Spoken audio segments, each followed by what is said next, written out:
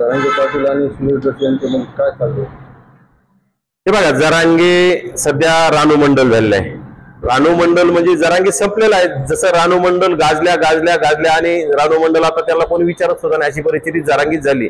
परंतु जरांगेला झोप येत नाही त्यामुळे, रानू मंडल झाल्यामुळे जरांगेला काय झालंय, सुरेश दसे धनंजय मुंडे यांना भेटले म्हणून त्याला ते काय तर कोलीत मिळालं, कुठतरी सुरेश दसावर टीका करायचं. खरं तर मराठा समाजाचा नेता सुरेश दस झाले होते.